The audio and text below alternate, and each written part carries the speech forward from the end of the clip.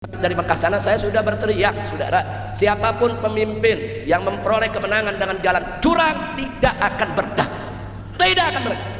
Nah, sekarang kita lihat lagi, saudara, dia sama dia ribut, saudara, ekonomi semrawut, saudara, utang nggak tanggung-tanggung, utang yang resmi dari pemerintah aja sudah lebih dari 8.000 triliun, belum utangnya BUMN yang juga 8.000 triliun, saudara.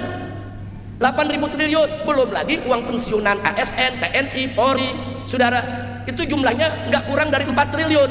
Jadi beban yang ada sekarang ini 20 triliun. Kesian Pak Prabowo, besok baru jadi presiden mesti ngeberesin utang 20.000 triliun. Kalau nggak stroke udah bagus tuh. Ya kan kesian orang jadi presiden dilantik bukan dikasih saudara program yang bagus, dikasih apa? Beresin utang. Jokowi yang pesta, saudara, piring pada kotor, Prabowo yang disuruh nyuci, ya kacau, kacau lah, kacau ya. Orang lain yang pesta, ente bayangin lagi pengantenan tamu 1.000, semua makan kotor gak berik, terus ente nyuci sendirian, gimana tuh? Ya begitu, saya perumpamakannya begitu. Jokowi dan kroni-kroninya yang pesta, saudara, udah piring semua kotor, saudara, semua peralatan pesta ada di situ ditinggal, Prabowo disuruh rapihin, ya. Ya mudah-mudahan Prabowo bisa, amin. Mudah-mudahan Prabowo mampu, amin. Coba kalau nggak mampu, kesian, orang bisa stroke, saudara. Mau udah beresin utang 20.000 triliun, banyak yaitu daripada pembangunan yang mangkrak di mana-mana, saudara. Nah, maka itu saran saya, boleh kasih saran, boleh kasih saran, ditangkap nggak? Nah, saran saya, insya Allah nanti tanggal 20 Oktober jika Bapak Prabowo Subianto dilantik sebagai Presiden Republik Indonesia, saya sarankan program pertamanya dalam rangka untuk menyelamatkan NKRI, seluruh utang negara, saudara, diaudit. Audit, periksa semua utang. Nah, nanti diaudit kelihatan mana utang yang betul-betul legal, mana utang yang ilegal. Utang yang legal itu utang yang disepakati oleh pemerintah dan DPR, saudara. Legal, bayar sesuai perjanjian.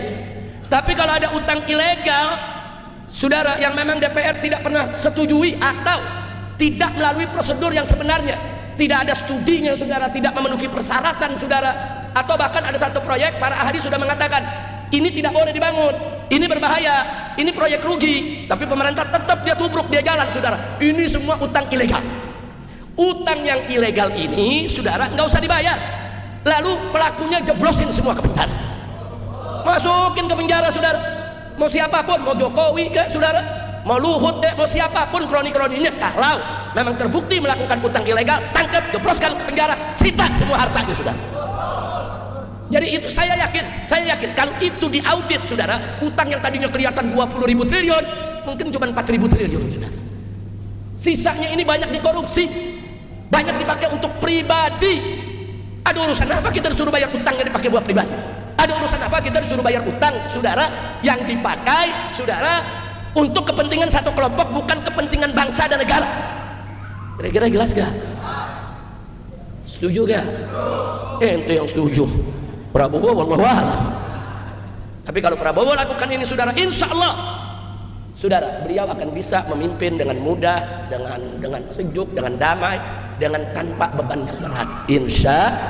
Jangan semua utang dibayar, tunggu dulu, periksa dulu dong, ini utang siapa? Oh, ini utangnya benar, legal, ini berdasarkan studi kelayakan, oh ini sudah setujui DPR, ini memenuhi syarat, kita bayar itu utang, ya Pak. Nggak boleh kita lari dari utang. Utang wajib kita bayar. Dengan negara mana kita utang? Bayar. Oh, ini utang nggak layak, ini utang ilegal nih, ini nggak pakai persetujuan DPR, padahal mestinya setujuan DPR. Oh, ini nggak pakai studi kelayakan, padahal seharusnya ada studi kelayakan. Wah, ini melanggar aturan. Oh, ini nggak pakai AMDAL. Nah, kalau memang itu semua melanggar, itu nyatakan sebagai utang ilegal. Ada utang legal, ada utang ilegal. Utang legal bayar, utang ilegal, saudara, tangkap pelakunya, jebloskan ke penjara, sita semua hartanya, saudara. Dan jangan bayar ke luar negeri.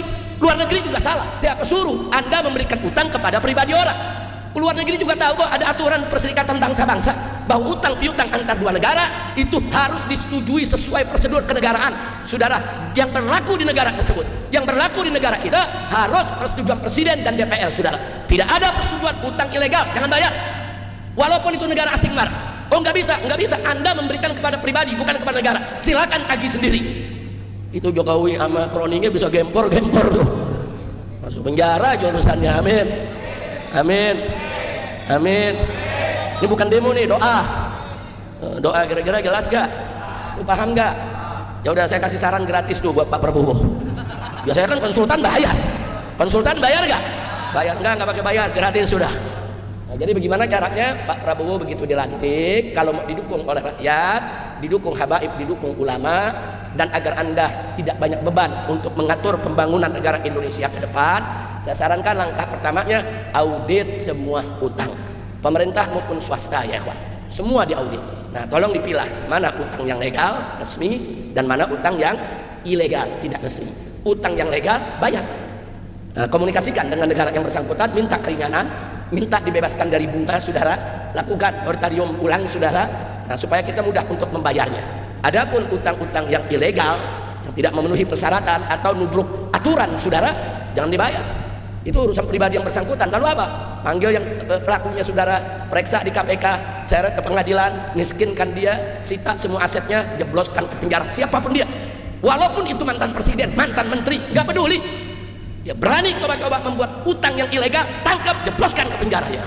Rakyat dukung, nggak usah khawatir, rakyat dukung. Saudara, saya tanya, kalau Prabowo melakukan itu, saudara, semua koruptor-koruptor dijebloskan ke penjara, saudara, setuju tidak? Dukung tidak? Takbir. Saudara, dan sikap saya terhadap kondisi sekarang juga jelas, saya tidak pernah berubah dari dulu sampai hari ini. Saudara, saya akan melawan siapapun pejabat-pejabat brengsek di negeri ini, saudara.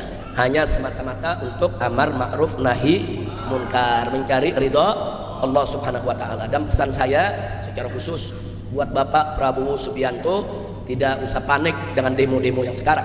Karena demo-demo yang sekarang ini sebetulnya kan ditujukan, saudara, untuk rezim yang saat ini berkuasa, yang cawe-cawe, nabrak undang-undang, nabrak konstitusi hanya untuk kepentingan keluarga. Nah, mestinya Pak Prabowo ikut mendukung gerakan mahasiswa. Mestinya Pak Prabowo ikut mendukung suara-suara rakyat tadi. Nah, supaya apa? Supaya jangan sampai pula nanti begitu Bapak Prabowo memimpin, saudara, orang-orang brengsek ini akhirnya memaksakan diri ada di sekitar presiden yang baru. Itu bahaya. Nah, maka itu yuk, saya mengajak seluruh bangsa Indonesia ke depan, kalau memang nanti Pak Prabowo dilantik menjadi presiden, saudara, kita jaga, kita lindungi. Jangan sampai Pak Prabowo ini ditunggangi, saudara, oleh Jokowi dan kroni-kroninya, saudara. Nah, jadi perjuangan mahasiswa sekarang nggak main-main. Kalau mahasiswa sekarang menolak adanya Gibran sebagai wakil presiden, wajar. Kenapa? Karena putusan MK-nya kan direkayasa. Putusan MK-nya itu kan cawe-cawe, saudara, sehingga dia boleh jadi wakil presiden. Nah, sebetulnya Pak Prabowo-nya sendiri jadi capres sudah bagus, menang, silakan. Nah, tapi ada problem-problem di sekitar Pak Prabowo ini, yuk yang sama-sama kita beresin, saudara. Ya, kalau Gibran dianulir tidak perlu jadi wakil presiden kan boleh aja. Nah, Prabowo bisa menjadi presiden sendirian, lalu nanti wakil presidennya bagaimana? Bisa dipilih oleh MPR, saudara. Nah, wakil presidennya, saudara, kalau bermasalah ya berhentikan, anulir, mumpung belum dilantik, saudara. Apa perlu gelar pemilu ulang? Enggak usah pilpres ulang. Enggak perlu, saudara. Prabowo silakan dilantik, nanti wakilnya bisa dipilih oleh MPR, saudara.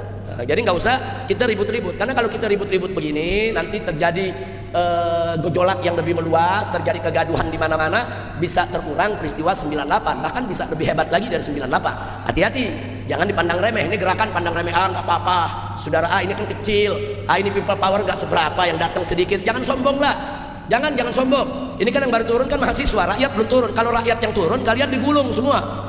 Jangan sombong, jangan. Jadi persoalan ini hadapi dengan cerdas, dengan pintar, dengan piawai, saudara. Nah, jangan orang yang udah marah ini kan ibarat api, jangan disiram bensin, makin besar, saudara. Nah, ajak tuh mahasiswa, mari kita duduk, apa maunya. Nah, kalau memang kemauannya wajar kok, mereka nggak mau ada politik dinasti, ya diakomodir aja. Memang nggak boleh ada dinasti, itu nggak boleh, saudara, dalam sistem demokrasi kita. Nah, makanya kan sedih sekali ada ketua umum partai terpilih tahu-tahu menobatkan presiden jadi Raja Jawa. Nggak boleh, saudara. Raja Jawa yang asli itu Sunan Hamengkubuwono yang ada di Yogyakarta, itu Raja Jawa. Orangnya sopan, saudara. Orangnya pinter, sopan, merakyat, dekat dengan masyarakat, keluarganya tidak sombong. Anaknya di jalanan tetap naik angkot, tetap naik beca, nggak naik jet pribadi, saudara. Itu Raja Jawa asli. Oh, kalau yang ini si Firaun Jawa. Udah cukup.